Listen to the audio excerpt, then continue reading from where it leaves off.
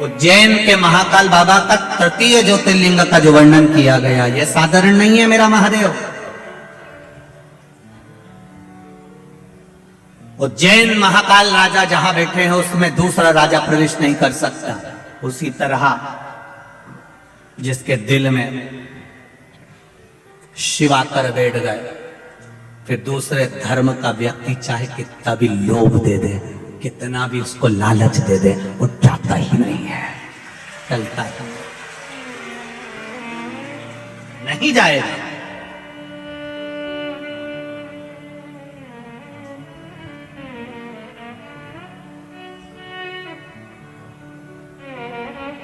पीने वाले व्यक्ति को कितना भी समझा लो, वो शाम के समय चकमा देकर मैं खाने पहुंच ही जाता है।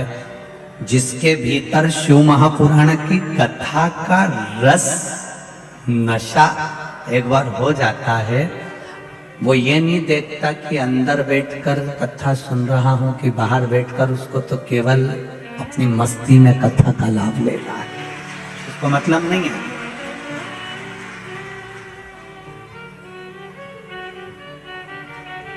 शिव भक्ति का जो बल है वो साधारण बल नहीं है। कितना सुंदर वृत्तांत कहा। अवंतिका नगरी में एक ब्राह्मण रहता था। वैसे तो पूरी अवंतिका नगरी ब्राह्मणों से भरी हुई थी। संपूर्ण अवंतिका नगरी, मेरे महाकाल की नगरी उज्जैनी ब्राह्मणों से भरी पड़ी हुई थी। कहते हैं काशी में और उज्जैनी में, ये दो जगह पर सबसे ज्यादा ब्राह्मण जन निवास करते थे और उज्जैनी पूरी ब्राह्मणों से भरी पड़ी हुई थी। एक ब्राह्मण उस उज्जैनी, सारे ब्राह्मण कर्मकांडी थे, पूजन करते थे, अर्चना करते थे, संध्या करते थे, भगवत भजन करते थे, स्मरण करते थे, भगवान से लाड लड़ाते थे, शिव आराधना में लगे रहते थे, भगवान की अविरल भक्ति में लगे रहते थे। सब शिव में डूबे हुए, सभी शंकर भगवान में डूबे हुए।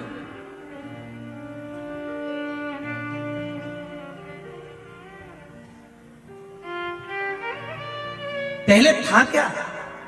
केवल एक देव आदिदेव महादेव। त्रेता आया तब मेरे राम जी आए, द्वापर आया तब मेरे, जम के बोलो जरा, भगवान कृष्ण आए। त्रेता आया तब राम जी आए, द्वापर आया तब कृष्ण आए। इससे पहले थे केवल एक शिव, केवल एक नारायण, केवल एक ब्रह्मा। ब्रह्मा विष्णु महेश का एक स्वरूप, लिंग स्वरूप में भगवान शंकर के एक स्वरूप में विराजमान था।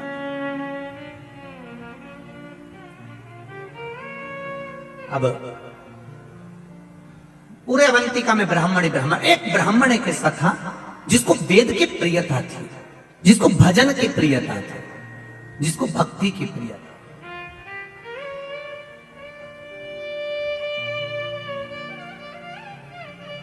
महाराज,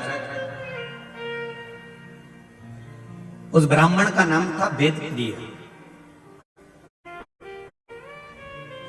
बड़ा विद्वान, सारे ब्राह्मणों के साथ में रहना, सब ब्राह्मणों के साथ में मिलकर भगवत भजन करना, सब ब्राह्मणों के साथ में मिलकर भगवान शंकर की भक्ति करना। अब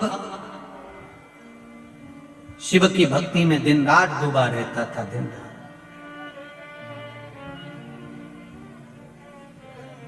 उसी समय पर रत्नमाल पर्वत पर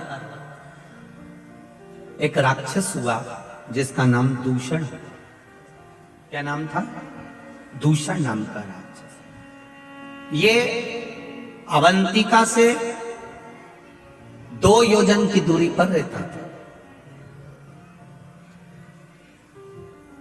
जिस पर्वत का नाम था रत्नमाल पर्वत, उस रत्नमाल पर्वत के ऊपर दूषण नाम का राक्षस रहता था। ये दूषण नाम का जो राक्षस था, इसने ब्रह्मा जी से वर प्राप्त करा, बहुत तप करा, बहुत तप। कहते हैं इसने हजारों हजार वर्ष तक तप करा, पर ब्रह्मदेव ने आकर इसको वर नहीं दी। ये परेशान हो गया वर मांगने के लिए।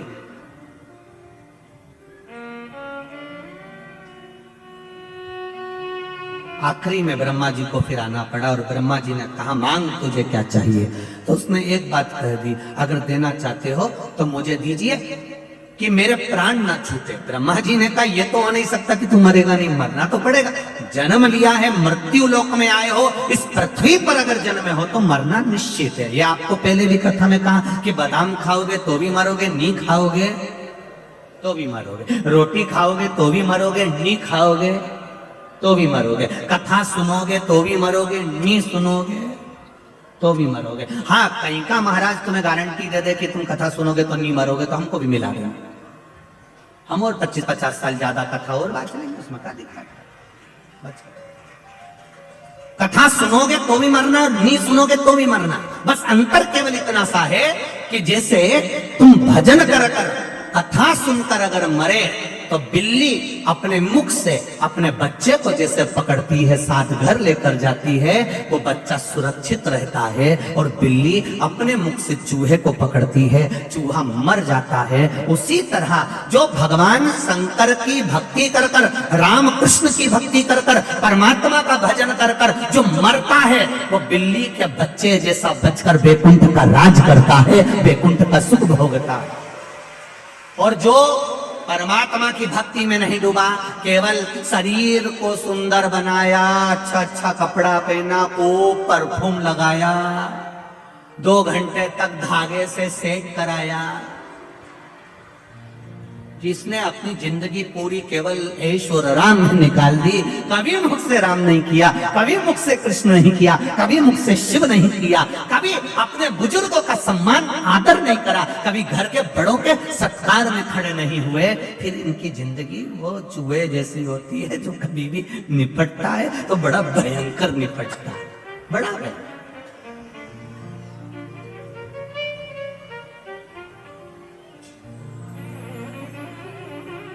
भक्ति के बल पे चले भाव को। महाराज दूषण ने कहा मुझे मरना नहीं है, आप मुझे वर दीजिए ब्रह्मदेव। ब्रह्मा जी ने कहा ऐसा नहीं हो सकता कि तुम मरोगे नहीं, मरना निश्चित है, ये निश्चितता है, तुम्हें मरना तो पड़ेगा, पर मुझे दूसरा वर दे दो। क्या वर चाहिए? महाराज अगर मैं मरूं, मान लो मेरे प्राण छूटे, तो मुझे मारने वाला भी ऐसा होना चाहिए जिसकी बहन ने हजारों वर्ष तक मेरे जैसा तप करा हो। अब जरा अवंतिका नरेश की कथा का जरा स्मरण करिएगा, बड़े ध्यान से सुनिएगा। और जितने लोग टीवी पर सुन रहे हैं, जितने लोग बाहर बैठकर सुन रहे हैं, मोबाइल पर सुन रहे हैं, थोड़ा ध्यान लगाकर सुनना। मुझे मारने वाला वो होना चाहिए जितना तप मैंने करा। अगर कोई पुरुष मुझे मारता है तो उसकी बहन में साथ इतना ही तप होना चाहिए जितना तप मैंने किया। और यदि मेरे प्राण छूटते हैं और मेरा रक्त भूमि पर गिरता है तो मैं रूप फिर बदल सकता हूं। ब्रह्मा जी ने कहा तुम्हारा रक्त अगर पृथ्वी पर 1000 जगह गिरा तो तुम तो 1000 रूप रख लोगे, कुछ थोड़े से रूप तुमको दे सकता। तो दूषण नाम के राक्षस ने रत्नमाल पर्वत के ऊपर जो तप साधना में बैठा था वर मांगा, अगर मैंने मेरा रक्त 84 बूंद पृथ्वी पर गिरती है तो मैं 84 बार रूप रखकर लड़ सकता हूं, मुझे वर दो। ब्रह्मा जी ने कहा तथास्तु, पर एक बार सुन लो, अगर 84 ही रूप उस बहन के भाई ने धारण कर लिए और उसने तेरा संहार एक साथ कर दिया तो फिर तेरा अंत निश्चित है। मैं मानता हूं कि मेरा अंत हो जाए। अब इतना वर सोच समझ कर मांगा गया, इतना वर मांगा है, दूषण नाम का राक्षस तो आनंदित हो गया। उसने अवंतिका नगरी में प्रवेश कर गया।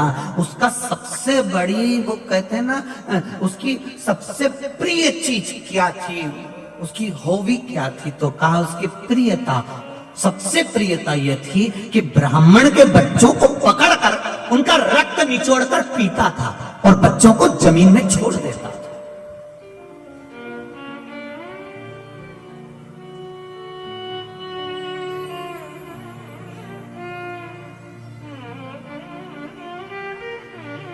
कई लोग कहते हैं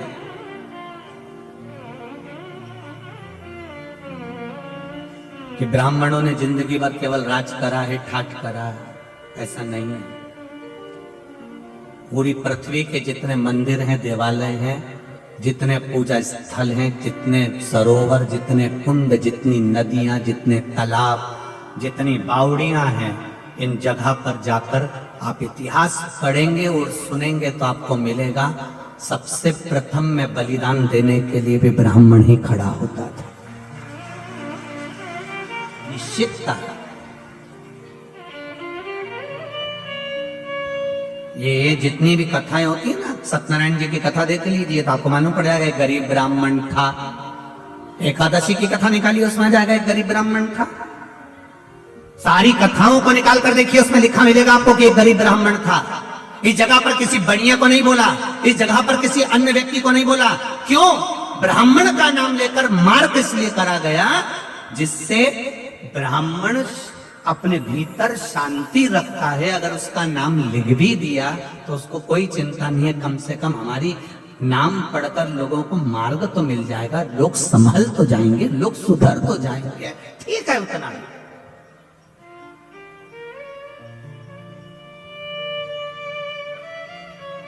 उसने किसी से ऑब्जेक्शन नहीं करा कि हमारा नाम यहाँ पर क्यों लिखा, सत्यनारायण जी की कथा में हमारा नाम क्यों आया, गरीब ब्राह्मण का नाम क्यों आया, हमारा नाम क्यों आया। उससे कथा देवराज नाम का ब्राह्मण, शिव महापुराण, बिंदुक नाम का ब्राह्मण, शिव महापुराण, आत्मदेव नाम का ब्राह्मण, श्रीमद् भागवत कथा, देव नाम का ब्राह्मण, विष्णु पुराण।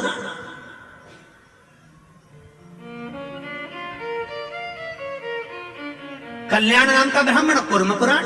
आप उठाओ, एक एक पुराण में सबसे पहले कथा चालू होती है तो वहां पर उसके क्यों? क्योंकि उससे अगर कथा का प्रारंभ हो रहा है तो कोई को ये बुरा ना लगे। कहीं अगर किसी व्यक्ति का नाम लिख देते, किसी अन्य वर्ण का स्मरण कर देते तो उनको लगता कि हमारा नाम लिख दिया, तो उन्हें कहा इसी का लिख दो, इससे मार्ग तो मिलेगा। कोई बात नहीं है, सहनशील है, शांति का प्रतीक है, इसके भीतर धीरजता रहेगी, कोई बात नहीं। तो यहाँ वर्णन किया वेद प्रिय नाम का ब्राह्मण और इस दूषण नाम का राक्षस रत्नमाल पर्वत से नीचे आया।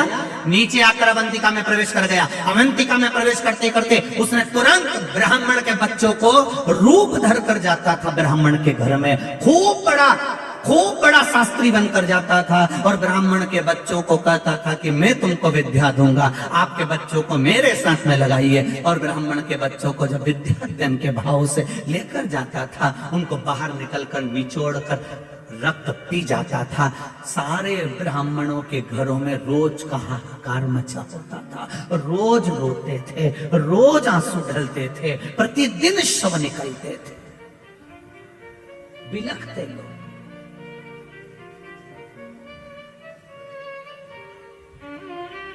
ये अवंतिका की पावन धरा ऐसी ही अवंतिका की धरा नहीं हो गई रे मेरे भाई।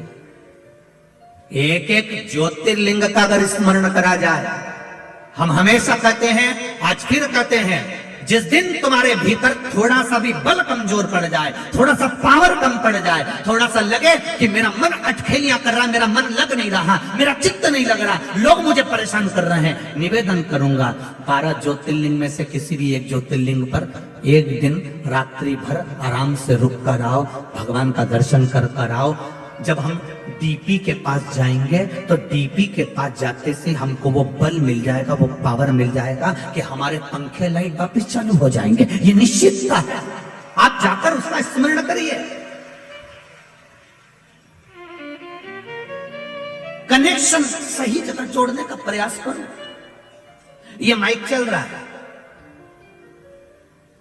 इसको लाइट मिली है, अब वो डोरी फैला दे लंबी चौड़ी और खूब लंबी डोरी फैला दे और वहां डीपी से या मीटर से नहीं जोड़े और डोरी तो यहाँ तक आ गई और ये बार बार खटका चालू करे बंद करे, खटका चालू करे बंद करे। क्यों रे, ये माइक क्यों चालू हो रहा, माइक क्यों नहीं चालू हो रहा? अब ये तो यहाँ देख रहा, पर इसको क्या मालूम कि वहां से किसी ने कनेक्शन निकाल लिया। फिर ये दौड़ कर जाएगा, फिर कनेक्शन देखेगा, कनेक्शन निकला पड़ा है, फिर कनेक्शन उस प्लग में लगाएगा, वायर जोड़ेगा, तब जाकर माइक चालू होगा, लाइट चालू होगी, पंखा चालू होगा। उसी तरह कई लोग ऐसे हैं जो मंदिर तो जाते हैं, इनने डोरी तो फैला दी, ये पानी का लोटा लेके भी जाते हैं, ये डोरी फैली है। कई लोग मंदिर जाते हैं, कई लोग कथा में जाते हैं, कई लोग जाते हैं। ये जितने भी लोग कथा में आते हैं या जितने लोग मंदिर जाते हैं, समझ लेना इन्हें डोरी तो खूब लंबी फैलाई है। रोज मंदिर जाती हूँ, मुझे 4 महीना हो गया, कोई के मुझे 6 महीना हो गया, कोई के महाराज की कथा सुनते सुनते महाराज तो 2 साल हो गया। इन्हें डोरी तो खूब लंबी फैलाई, खूब लंबी फैलाई, पर अभी तक इनने पिलक में नहीं जोड़ी है, इसलिए इनके खटके चालू नहीं हो। ये अगर दिल से एक बार शंकर की हो जाती, पिलक से जुड़ जाता, तो फिर खटके चालू हो जाते, फिर कनेक्शन से जुड़ ही नहीं पा रही। अब रोज घर आकर कहती है मैंने मंदिर में जल चढ़ाया था, भोलेनाथ जी ने नहीं सुना। अब तू खटका तो दबा रही है पर कनेक्शन सही नहीं जुड़ के आई। तू वहां गई तो थी मंदिर, पर जितनी भी माताएं बैठी थी ना, तू गई मंदिर, उनकी थाली देखती रही, उनका मुंडा देखती रही, उनका कपड़ा देखती रही, कहीं इधर टच कर, कहीं इधर टच कर, कहीं इसको कुछ बोल, कहीं उसको कुछ बोल, कहीं मंदिर की सुंदरता देखे, कहीं कचरा पड़ा हुआ देखे। पंडित जी तुम कई कर रहे थे, तुमसे सफाई नहीं बनी, पंडित जी तुमने ऐसा कर दिया, तुमने प्रसाद नहीं दिया। तुम वहां गई तो सही, पर कनेक्शन जहां जोड़ना था वहां नहीं जोड़ पाई, इन्हें दुनिया में जोड़ के आ गई। और अब के हमारे 1 लोटा जल चढ़ाता चढ़ाता 6 महीना हो गया, भगवान ने हमारी सुनी नहीं। पिलक तो सही लगा रही जी, सही कनेक्शन कर लेती तो लाइट चालू, पंखा चालू, माइक चालू, तो कनेक्शन नहीं जोड़ पाई। जा जरूर रही है, डोरी तो बहुत लंबी फैलाई तूने, मना नहीं, कनेक्शन जोड़ना पड़ेगा।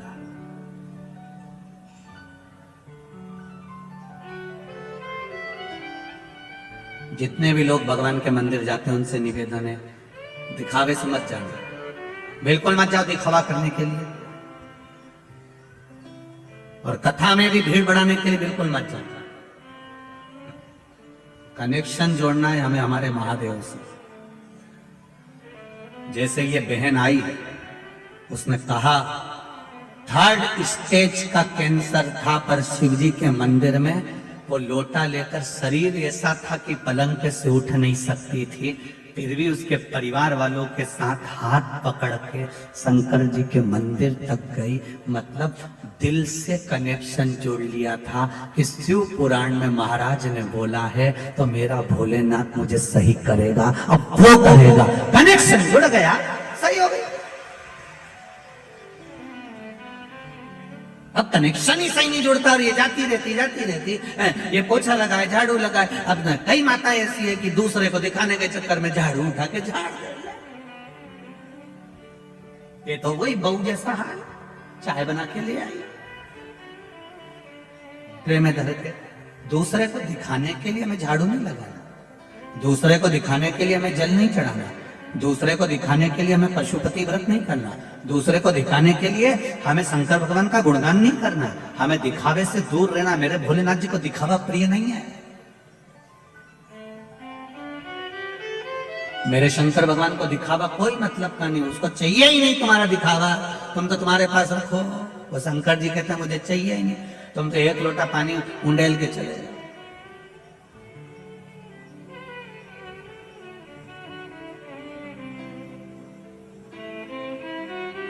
मेरे राम जी महाराज अपने मंदिर में बैठते हैं, दिन भर में 1 बार तैयार होते हैं। मेरे कन्हैया मंदिर में बैठते हैं, दिन भर में 1 बार तैयार होते हैं। मेरे भगवान विष्णु मंदिर में बैठते हैं, दिन भर में 1 बार तैयार होते हैं। दत्तात्रेय भगवान मंदिर में बैठते हैं, दिन भर में 1 बार तैयार होते हैं। देवी मैया मंदिर में बैठती है, दिन भर में 1 बार तैयार होती है। केवल 33 कोटि देवी देवता में केवल एक महादेव है जो जितनी बार जल चढ़ाने आता है उतनी बार तैयार कर जाता है, श्रृंगार कर। क्यों, किस लिए? कहीं कहीं पंडित जी कह देते हैं मैंने अभी श्रृंगार करा है, पानी मत चढ़ा देना, पर कहीं कहीं की रहती है मैं तो चढ़ाऊंगी जा। या शिवपुराण कह रही है सारे देवी देवता 1 बार तैयार होकर बैठ जाते हैं, मेरा महादेव दिन भर तैयार होता है, 24 घंटे तैयार होता है। क्यों तैयार होता है? स्कंद पुराण में कहा वेद व्यास जी ने कि शंकर भगवान बार बार तैयार इसलिए होते हैं, वो अपने भक्तों को बल प्रदान कर कर कहते हैं कि हिम्मत मत हारना, दुनिया के लोग तेरे करे धरे पर पानी छोड़कर जाएंगे तो फिर तैयार होकर आगे बढ़ जाना। क्या स्कंद पुराण में वेदव्यास जी कहते हैं, भगवान शंकर प्रेरणा देते अपने भक्तों को, अपने गणों को, कि दुनिया के लोग पानी चढ़ा कर जाएंगे फिर तैयार होकर बैठ जाना, घबराना नहीं, फिर तैयार हो जाए। एक बार कहीं का गिराएगा, 2 बार नीचे गिराएगा, 3 बार नीचे गिराएगा, बार बार पांव पकड़ कर गिराएगा, कितनी बार।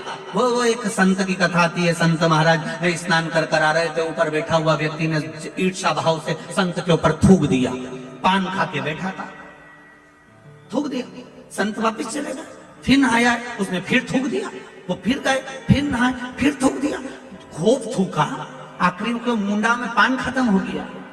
अब बापड़ा थूक के बता, अब और थूकता रहा तो मुंडा में थूक ही खत्म हो गया। अब उसको पानी पीने की जरूरत पड़ रही, पानी भी नहीं, नीचे आ गया।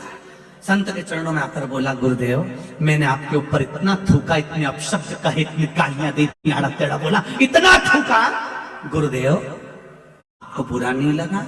गुरुजी ने के चरणों को प्रणाम करा, रोज गंगा की एक डुबकी लगाता था, बापड़े तेरे चक्कर में 100 लग गए, तेरे चक्कर में ये 100 डुबकी लगी, नहीं तो मैं कभी नहीं लगाता, इतनी डुबकी तो कभी नहीं लगाता, पर खुद थूकता था, मैं स्नान करने जाता था, मेरे मालिक ने कितनी कृपा कर दी कि मुझसे 100 डुबकियां लगवा ली। यही विचार हमारे भीतर आना चाहिए, हारना नहीं। एक बार अगर पानी चढ़ाकर चले गया, दूसरी बार मेरा भोलेनाथ फिर तैयार है, फिर पानी चढ़ाया फिर तैयार है, फिर पानी चढ़ाया फिर तैयार है। मेरे शंकर भगवान कहते हैं, मैं नहीं घबराता, फिर तैयार होकर बैठ जाता, फिर तैयार। क्यों घबराना?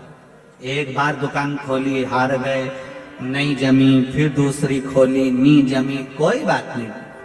सुसाइड का मत सोचना, दुख मत मनाना, ये मत सोचना कि बर्बाद हो गया, बिल्कुल नहीं, फिर तैयारी करे। और अब की बार तैयारी करे तो महाकाल राजा पर, देवाधिदेव महादेव पर छोड़ दे, फिर तैयारी। मैंने एक एग्जाम दिया, नहीं हुआ, दूसरा एग्जाम दिया, नहीं हुआ, तीसरा एग्जाम दिया। एक बच्चे ने लिखा है, छोटा सा बच्चा,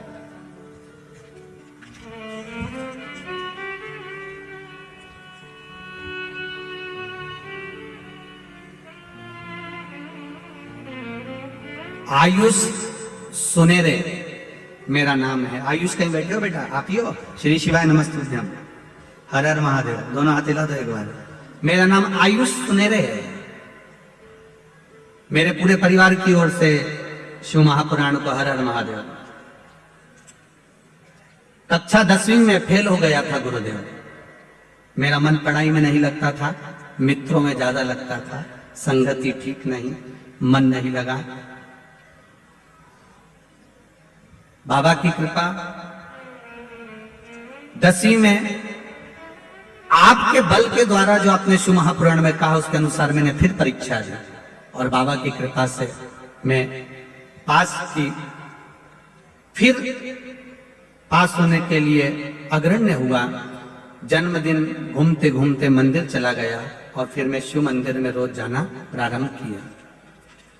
10वीं तो आपने बताई, वैसे पास करी 2-1 साल के अनुकूल। कक्षा 12वीं में आपके द्वारा बताए गए, मुझे लगा कि एक बार मैं 10th फेल हो चुका हूं, दूसरी बार 12वीं भी बोर्ड की है, पास हो जाऊं बड़ा मुश्किल है। पर आपने जो बेलपत्री पर शहर लगाकर बाबा को प्रतिदिन समर्पित करने का बताया था, मैंने भी पढ़ाई के साथ में मेरे मित्रों के साथ रहता, पर समय ही नहीं मिलता, पर जितनी पढ़ाई करी वो बेलपत्र का प्रयोग करा। गुरुदेव, फर्स्ट श्रेणी से मैं उत्तीर्ण हुआ हूं 12th में। मैं बाबा को प्रणाम करता हूं।